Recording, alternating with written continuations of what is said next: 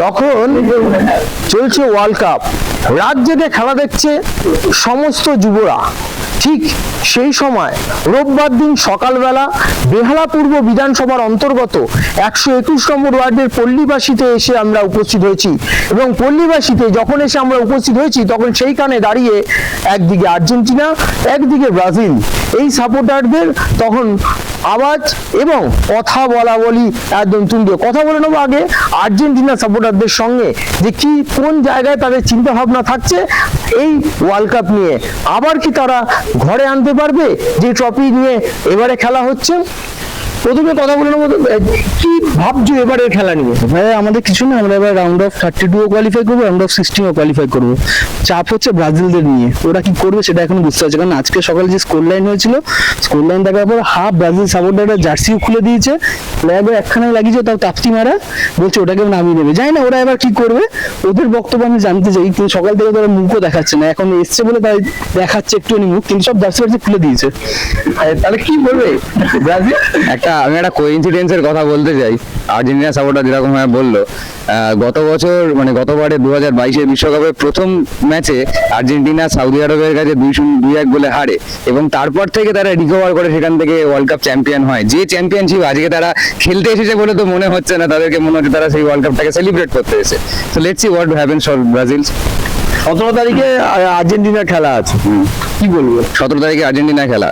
আর্জেন্টিনার তো ভরসা শুধু মেসি অবশ্যই নয়, ব্রাজিলকে সাপোর্ট করি বলে আর্জেন্টিনাকে ঘৃণা করার কোনো মানে হয় না। ফুটবলকে ভালোবাসি, আর্জেন্টিনা অনেক ভালো করবে তা বলে আমরা অবশ্যই বলতে পারি না যে ব্রাজিল খারাপ খেলবে। আমার চিন্তা থাকবে ব্রাজিল ভালো খেললো কি খারাপ খেললো, আর্জেন্টিনা নিশ্চয়ই ভালো খেলবে। কালকে যে ব্রাজিলের খেলাটা ঘটেছে সেই খেলাটা দেখে কি মনে হয়েছে?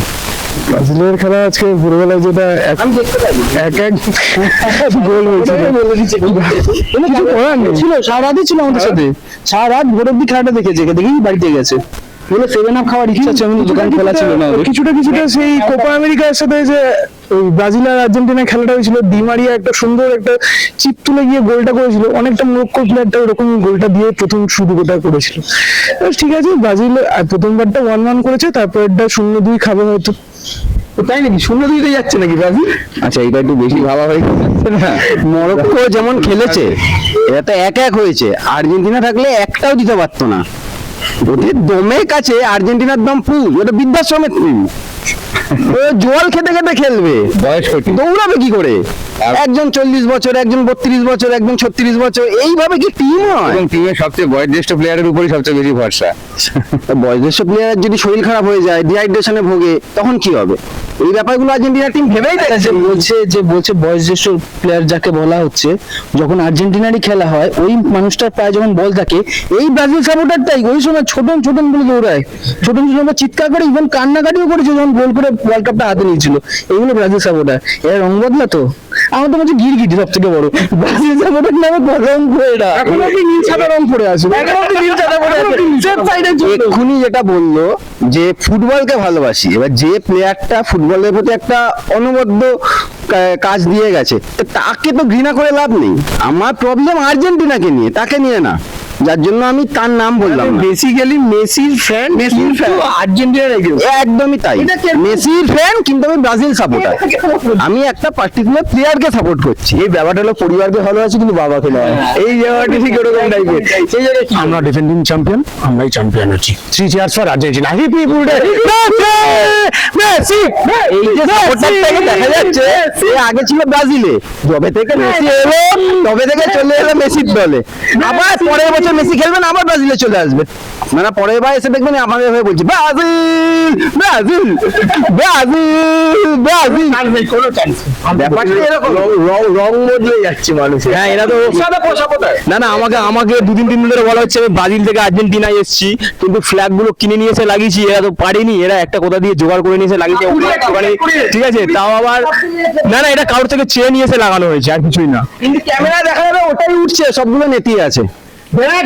টান হয়ে আছে, টান। ওই যে বস এখনো অব্দি দেখে নাও, এখনো অব্দি মুখে চুমু নিচ্ছে। এখানে পতাকা সাপোর্ট লাগে ইট, পতাকা সাপোর্ট লাগে দড়ি, পতাকা সাপোর্ট লাগে নেট, পতাকার কোনো সাপোর্ট লাগে না,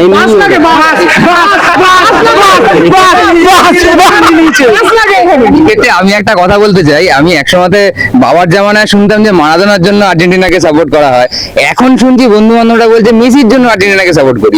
এইখানে আমাদের একজন সিনিয়র দাদা আমাকে অলরেডি বলে রেখেছে সামনের বার তো ভাই মেসি আর খেলতে পারবে না, আমার পক্ষে ব্রাজিলকে সাপোর্ট করা ছাড়া আর অপশন থাকবে না, তোরা কি আমাকে নিবি? আমরা কিন্তু ওপেন হাসতে রেখে দিয়েছি যে তুমি আসতেই পারো, আমাদের কোনো ব্যাপার নয়। এই সময় কিন্তু খুব একটা বদলা বদলি চলছে, সেই সময় দাঁড়িয়ে যদি আর্জেন্টিনা থেকে আবার ব্রাজিলে চলে যান, আমাদের কাছে একটাই প্রশ্ন, ওদের জন্ম হওয়ার পর তার হাতে কে হাতে নিয়েছে ট্রফিটা নিয়েছে, জিজ্ঞেস করুন ওদেরকে। সে তো আরো আমি তো 5 টি জন্মানোর নিয়েছে। পর ব্রাজিলকে দেখেছি কাপ নিচে, কোপার নিতে, তাই এটা নতুন কি আছে? 2002, আমি তো 93 জন্মেছি, তাহলে এটা তো নতুন কিছু না, এরা তুই 93 জন্মে তুই 2002 দেখে নিয়েছিস ব্রাজিল? এই যে ব্রাজিল আর্জেন্টিনার যে রমরমা বাজার, গরম বাজার, বন্ধুত্বের মধ্যে এই তক্কাতক্কি থাকবে, ব্রাজিল আর্জেন্টিনার যে খেলা, সে খেলার গরম হাওয়া কিন্তু বাংলা একদম উপভোগ করবে। কিন্তু নীল সাদা না সবুজ, কোন ঝান্ডার উপরে সবচেয়ে বেশি ভরসা রেখে কাপ ঢুকবে কোন দেশে, সেই দিকেই দেখতে হবে নজর। ক্যামেরায় রাজ বর্মনের সাথে Debarun Chakraborty report, vision plus news, Kolkata.